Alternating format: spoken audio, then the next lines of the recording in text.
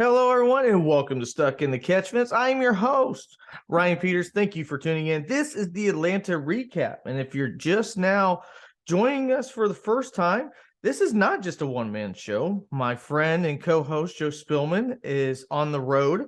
He is currently sitting in Pigeon Forge as it is spring break here in Indiana. So he will be joining me for the weekly show. We both were down in Atlanta. If you cannot tell, the Atlanta Sun won against both of us. So Joe will be coming in looking nice and cherry as well. But I wanted to go ahead and jump on here at least to give you a quick breakdown, probably about a 10 to 15 minute show, talking about what happened at Atlanta Motor Speedway. We were there for the Ambetter 400. We are also there for the other two races on Saturday where it was not hot. So you're probably wondering how we got sunburned. Does not matter. When you've been hibernating for 4 months and you sit outside into the sun, like on Mario 3, tries to kill you, and you don't know it. It's a slow death, but it did win. But no, it was a great time to drive down to the Peach State and enjoy some NASCAR action. The first time this year, both of us have been able to join. Unfortunately, my number 8, Kyle Busch hat, came in a little bit late, so I would show you guys. And I'm ready to go. I'm glad you're here. And then first off, let me say this. Over 200 people subscribe now. Within the last 48, 72 hours, we've had over 50 people subscribe to the channel, or close to 50 people. And I just want to say thank you so much. You know, we had an envision of this show. We thought it could be something that you guys tuned into and really enjoyed. And so far, it's been even more than what we thought we could even get to on our own. And that's all thanks to you guys. I want to say when we get to 500, I do have a giveaway planned, and it'll depend on a poll, whether it's a die cast, whether it's a shirt, a hat, whatever it may be for your favorite driver. We will have something for you. If I look a little bit red as well, I had a nosebleed for like the 15,000th time, so I could be running low on blood right now. So just bear with me. But again, thank you so much for joining us. Thank you for subscribing. If you're new here, you like what you hear, like, subscribe. We're there. If you want to be part of this process of this brand new channel, we have a Patreon that'll be linked in the description as well. You can always find us on that. And that's where we give out extra content to you, give you a shout out personally, depending on what level you want to go to. We even do a private Q&A, whether it be through text, whether it be through a video. It all depends on how you want to do it. We want this to be as interactive with you as possible. So make sure if you're interested in that and want to grow with us, there is that as well. But let's get to it. Let's talk about Atlanta. You know, I got home at 3:30 this morning. Probably not the smartest thing to do. Did still go to work. So dedication on that side of it. But, you know, looking at the race, let's just go ahead and look at the results first. As I pull these up here for you guys, make that full screen. Boom, baby. Joey Logano. I mean, he was the class of the field when it came to speed. There was nobody really able to move throughout the pack like he was. And he ends up getting the win. He had the pole. Fords were fast. And you see that with Joey Logano. But I want to tell you this. I hated on him a little bit. He's not my favorite driver. But Brad Keselowski put himself with an opportunity to win, got a little bit too far out. Christopher Bell tries to make the move, maybe one lap too soon. Brad Keselowski, him are fighting. Joey Logano says, thank you very much, comes through and win. And I remember Outcast saying, sorry, Miss Jackson, I am for real. Well, guess what? Brad Keselowski and RFK are for real. He's been competing every single week. He doesn't have the finishes all the time to show it, but he's up in the top 10. He had an amazing opportunity to win this race. Chris Buescher was up there too until Eric Almirola blew a tire while he was up front. RFK has made huge strides at this point. I mean, at least 1 through 2, they're more consistent than Stewart-Haas Racing is right now. And I think Brad Keselowski's kind of like Kevin Harvick, the two Fords that outside of, you know, Penske are going to have a real shot to find their way to victory lane. So congratulations to Brad. Christopher Bell started in the back, worked his way up front. No surprise there. If you've tuned into me, I love Christopher Bell.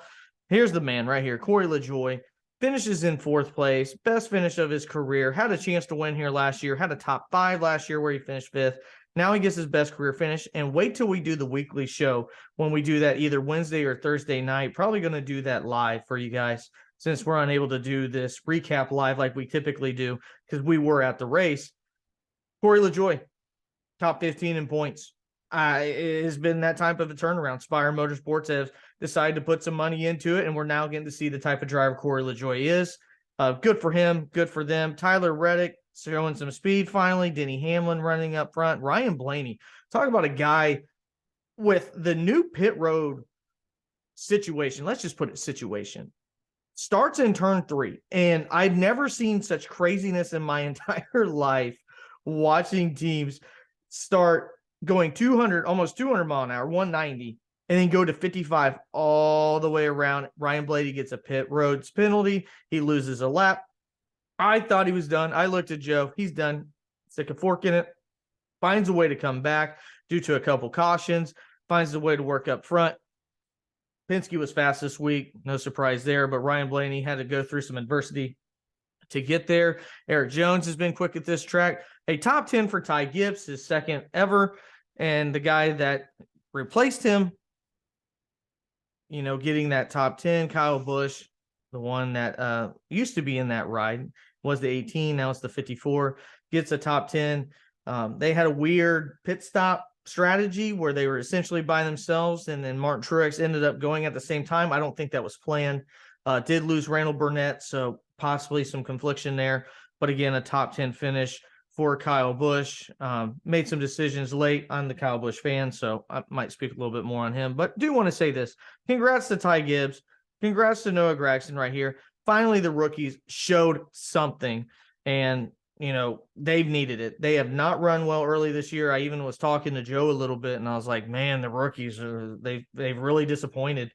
I thought this was going to be a really competitive bunch here, and even said that on another show, and it just simply didn't happen. There's the rest of your top 15. Alex Bowman does not get a top 10 not many times. That might be the first time that he hasn't got a top 10, but overall, he's had a good start to the season. And I think Joey Logano, last year's defending champ, will be leading now in points with this week's win. We'll get to that on Wednesday and Thursday. But let's get to the race. How was the race? Ryan, how was the race? Well, first stage, terrible. It was boring. They got single file after the restart, and they decided to go round and round. I know one Twitter person was talking about how the fans started to do the wave. It was a very poor wave because I was there. It was very poor. Not the greatest thing that you'll ever see. Not a lot of waves in Atlanta, Georgia. So maybe a ripple would be the right word for it. A ripple, not a wave. But it wasn't great. Second stage, kind of the same thing. And then the pit strategy kind of mucked things up a little bit. So you couldn't really tell who was who, where was where. And we were worried. Me, Joe, and I think a lot of the fans. I was on my phone. I am not on my phone at sporting events. That is not me. But it got to that point where I wanted to see what you, the listener, you, the viewer, were saying about this race, because witnessing it, while you're still there, it's still fun. Don't get me wrong. It's hard to be at a terrible. The only thing I can say that I was at that I just thoroughly did not enjoy, and that was the Indy 500 last year, which I will not ever do again. It just simply was boring to me. It kind of got close to that level, but I never regretted that I was there. I did have thoughts in my head. I don't know if I'll go back until the third stage. And that's when we got to see racing as a whole, what we wanted to see, what Atlanta wanted to see, SMI Motorsports, by making this Atlanta 1.5 super speedway, whatever you want to call it. And we saw two wide racing. The bottom was not used that much. It was the middle, then the top. It was hard to go back and forth with this car. I don't think you're going to see a lot of three wide racing. It's just a lot of aero dependency, and you could slingshot your way into 3 and 4 to get a spot or two. But other than that, it was really hard to pass, and you had to be really fast, and the Fords were really fast. Right now, at least in the super speedway package, they have some sort of advantage. What they clearly don't have on other tracks, but at least at the super speedways, they've looked fast. And that's why Joey Logano ended up winning it. But again, I just go back to it and I look at it like Eric Almirola. I believe he ran over 60 laps on those tires. And oddly enough, Joe looked at me at one point and goes, we talked a lot about Goodyear last year and really gave them hell, and rightfully so. I mean, blowing tires left and right, no signs of wear, just blown. And he goes, we haven't had any tire issues.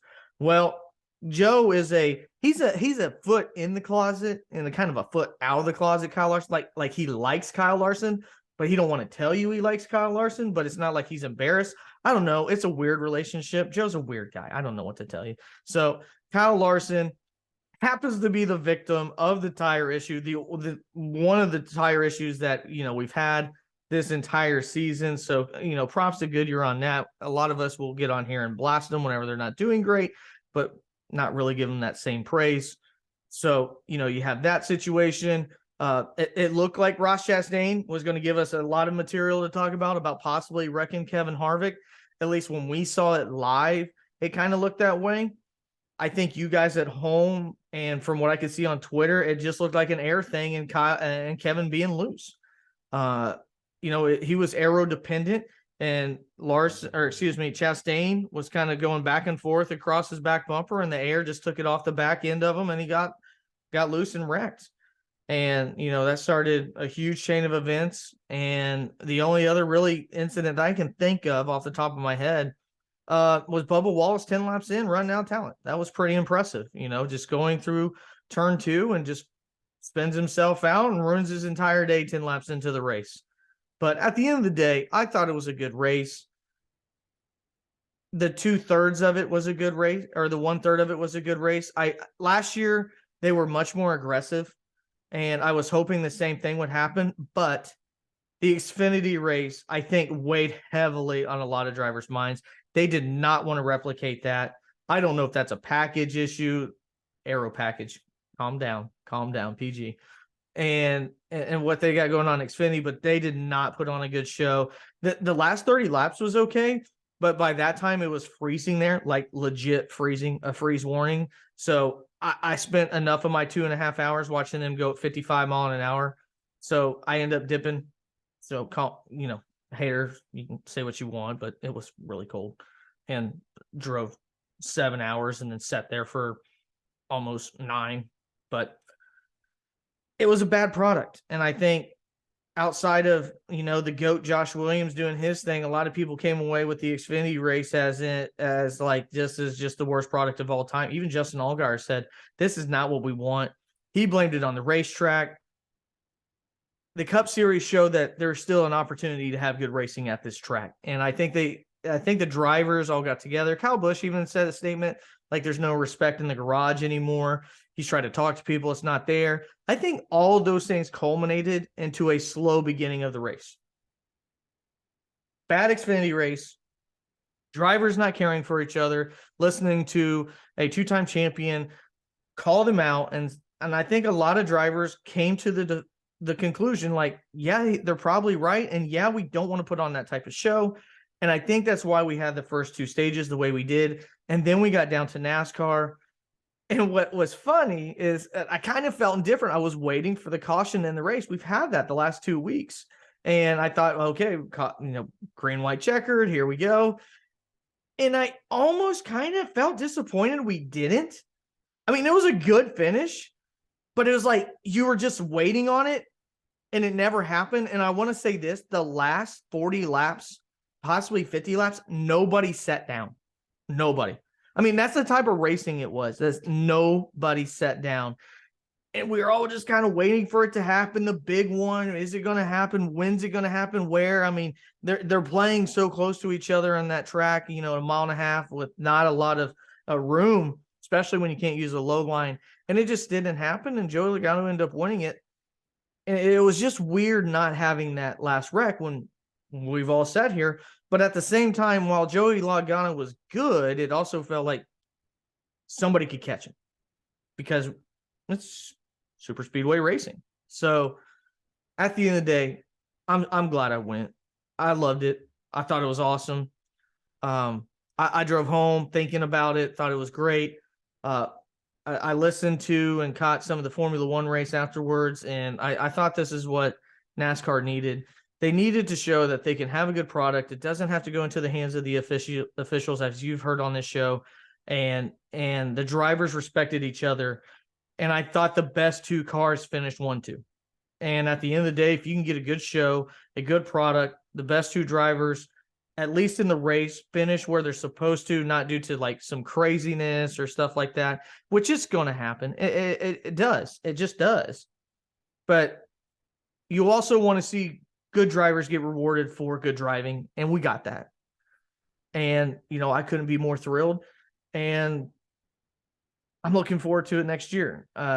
So just a great time in Atlanta. I enjoyed it thoroughly. I think Joe enjoyed it thoroughly. We'll get his opinion coming up. Just a programming note, it is a little bit different. We do have children. I have 3 kids. Joe has a couple kids. So we are on spring break. Joe is out in Tennessee right now after coming back from Atlanta. So it will be a little bit different. Things operation-wise are going to be a little bit different, but don't worry. We're going to still have great content. We're going to make you really enjoy what we have to put out. Maybe a little bit shorter. We're going to try to hover around that 40-minute mark, not get you at an hour. We know your time is valuable, but we think that we can put in more content in less time, and more importantly, entertain you at the same time while also informing you of today's NASCAR news. So that's going to be the race recap from Atlanta. I was there. I enjoyed it. I loved it. What did you think? Let me know in the comments. Did you enjoy the Atlanta race? Maybe you didn't. Maybe you don't like super speedway racing on a 1.5 mile, and that's fair. That's fair. It's not for everybody, and I'm glad there's only one track that has it, and we can go there twice for 400 miles, and I think that's good enough. So I'm going to go upstairs, probably put on some aloe vera, get rid of this stuff. Pay attention to our shorts. We always like to put out some good stuff there, have some fun with you guys. If you come for that, you're going to see wrecks, you're going to see fights, you're going to see all kinds of stuff in the wide world of NASCAR.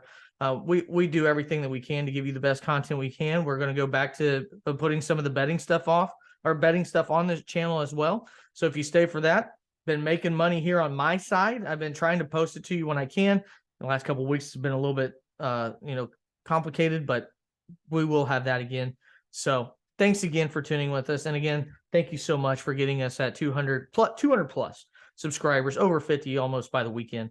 So again, none of this is possible without you. We want to drive this in a direction not only that you can be entertained with, but participate with us moving forward. So my name is Ryan Peters. Like and subscribe to the channel. This has been Stuck in the Catch Fence. Where's it? There it is. Where's it? We'll see you next time.